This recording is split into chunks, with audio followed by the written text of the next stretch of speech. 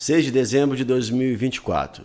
E mais uma vez a semana fechou no negativo. Como vocês podem ver aqui no gráfico, ó, vou colocar aqui o gráfico de uma semana para vocês verem, ó, como que tá. E agora gráfico de um dia. Olha só, o mercado está nessa instabilidade toda aí. Fechou essa semana aí na casa dos 126 mil pontos, né? Então é um patamar de estabilização. Estão esperando para ver se alguma coisa acontece. Ainda mais que é final do ano, que geralmente tem aquele rally, né? Mas o pessoal não quer fazer rally não, cara. Tá todo mundo com o pé atrás. Agora, relacionado ao dólar, vamos ver aqui.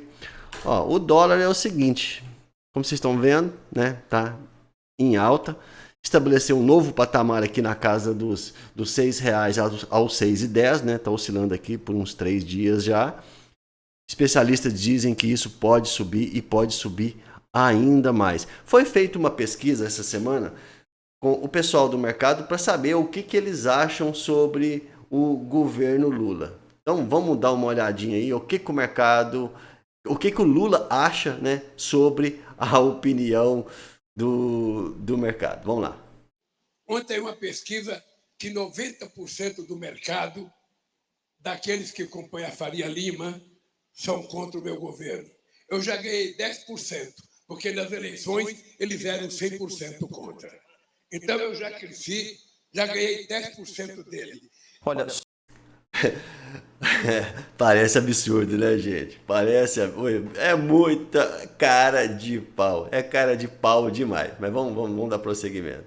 só recapitulando alguns dados aqui. 90% do mercado Só para deixar os créditos aqui, gente. Esse cara aí é o Caio Coppola. O cara é fera. reprova o governo Lula e 100% do mercado está pouco ou nada satisfeito com o pacote fiscal anunciado pelo ministro Tachad. O apelido pegou. Bom, endereçando a crítica aqui do meu estimado debatedor, quem é esse tal mercado que tanto rejeita as políticas do governo petista? São 105 agentes do setor financeiro, entre gestores de fundo de investimento, economistas, analistas e tomadores de decisão, que foram ouvidos pelo Instituto de Pesquisa Quest. Portanto, o mercado, nesse contexto, pelo menos, são alguns dos maiores especialistas do país em finanças privadas. É gente graúda que decide, que influencia para onde que flui a corrente de riqueza que circula pelo sistema financeiro nacional. Será que eles têm algum viés contra o lulopetismo? Muito pelo contrário. A Faria Lima foi cúmplice da volta do PT à cena do crime. Comunicado do Banco Credit Suisse aos seus correntistas em 2022, aspas, se Lula for eleito, ele será pragmático, com aprovação de reformas e com algum avanço no processo de consolidação fiscal. Na mosca, hein? Pessoal, não é só os Faria Limers, não.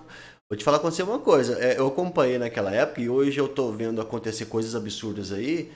E é o seguinte, as grandes varejistas, como Magazine Luiza, entre outras, apoiaram o governo do amor. Eu lembro disso. E agora estão colhendo, né, os amargos resultados. E como pressão, o que elas estão fazendo? Estão pressionando o Lula para o Lula colocar ainda mais taxas, impostos em cima dos produtos importados, como a Shein, Shopee, entre outras, né?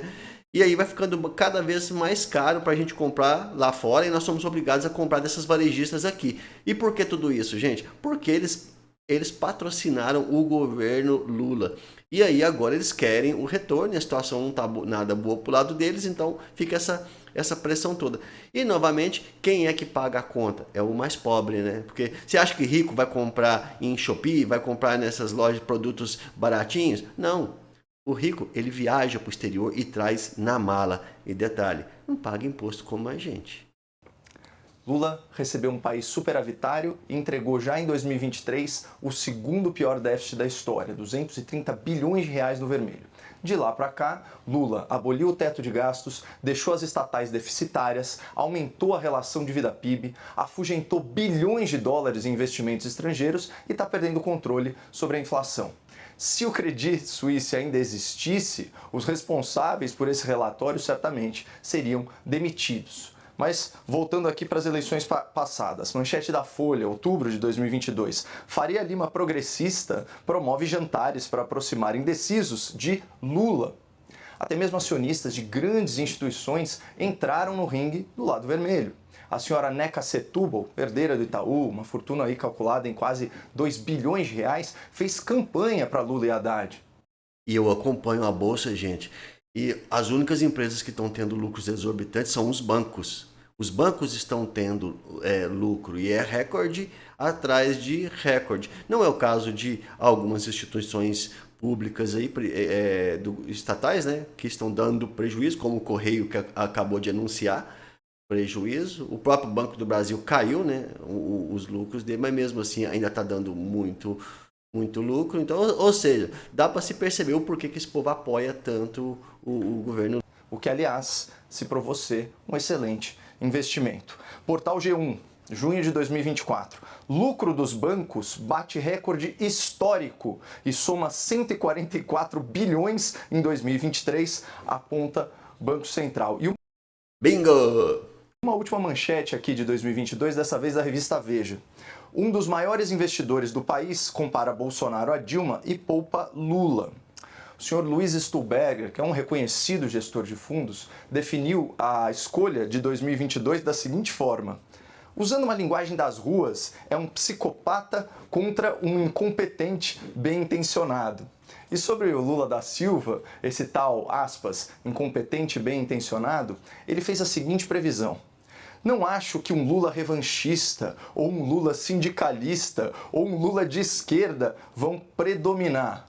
Então, alguém, por favor, dá o troféu Credit Suisse para o senhor Stuhlberger.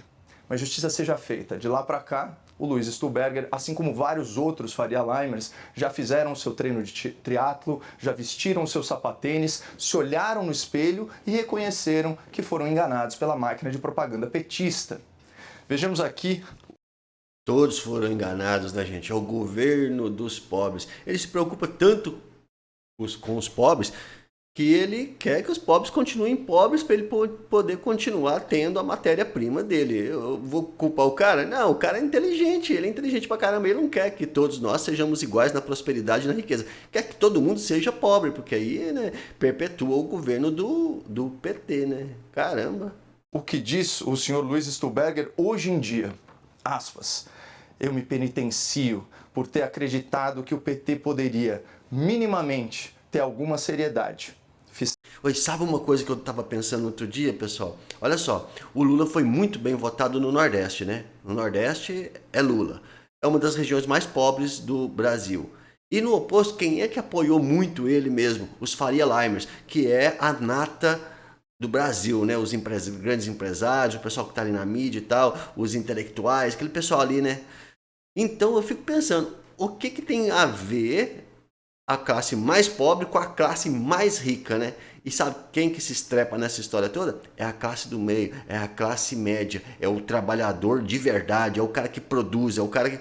Esse aí é que se estrepa, porque os milionários, os Faria Limers, esse pessoal aí, ó, o bicho pegou, eles vazam do Brasil, eles têm dinheiro para isso, tem casa no exterior, eles vazam. Agora, o pobre tem que ficar aqui, a classe média tem que ficar aqui. A nossa realidade é outra. Então eu fiquei pensando nisso. Se alguém tiver essa resposta aí para passar para mim, eu vou agradecer muito. Por que a classe mais pobre elegeu o Lula e a classe mais rica apoiou o Lula? Por que os artistas apoiam tanto o Lula? Né? Aquela classe medíocre ali da Rede Globo, ali daquela turminha, aquela casta ali. Por que esse pessoal todo aí apoia, né? Não é só a Rede Globo não, gente. É a grande mídia marrom aí em geral. Por que esse pessoal apoia tanto o Lula? É uma dúvida que eu não consigo sanar. Calma. Então, essa aterrissagem, na realidade, ela aparece na pesquisa Quest, Basílio. Em julho de 2023, 56% do mercado avaliava o governo Lula como regular ou bom. Agora, só 3% aprovam o governo, 7% o classificam como regular e os outros 90%, como nós vimos, reprovam as políticas fiscais e econômicas de Lula e Haddad. Ou seja, a rejeição do mercado ao governo Lula não é de viés ideológico, como propôs o meu estimado debatedor. É uma rejeição técnica, é uma reação a medidas que estão endividando o país, endividando as estatais, endividando as famílias brasileiras e comprometendo o futuro da nossa economia. E desculpa me estender, mas para fechar, Basília, sabe quais são os dados aqui que mais me preocupam nessa pesquisa? Esses aqui. 96% do mercado considera que a política econômica está indo na direção errada. 88% dos agentes econômicos acreditam que a economia brasileira vai piorar no ano que vem, 2025. E, finalmente, 67% dos entrevistados disseram que vão aumentar seus investimentos, mas lá no exterior. É o que eu falei, né? Fazer o quê? Os ricos, né? Esse pessoal, eles vão continuar investindo e eles vão investir na onde? No exterior. Aqui, ó, só colocar aqui para vocês mais uma vez aqui, ó. O dólar, né? Olha só para vocês verem, ó. Olha só como é que tá o dólar. Alguém tem dúvida de que isso aqui é uma tendência consolidada de alta? Então, quando os especialistas dizem que nós vamos pagar R$6,50, R$7, eu não duvido muito não, gente. Porque isso aqui tá mais próximo do que a gente imagina. Então, aquele celular que você compra, aquele pãozinho, né? Porque o trigo é cotado em dólar, o milho é cotado em dólar, o adubo é cotado em dólar, a televisão, o computador, tudo que nós compramos, a grande maioria vem do exterior, é cotado em dólar, pessoal. O que o Brasil fabrica, o que o Brasil produz? Muito pouco, sabe? A gente fabrica, a gente produz, mas muito pouco. Aqui é roupa, calçado, é um pouco de tecnologia, mas na grande maioria, né, carros e tudo mais, mas na grande maioria nós importamos produtos. E é o pobre que sente isso mais na pele, porque o rico não faz muita diferença para ele o custo de vida. Faz a quantidade de imposto que ele paga, né? Então fica aí, né? A reflexão. Um abraço a todos.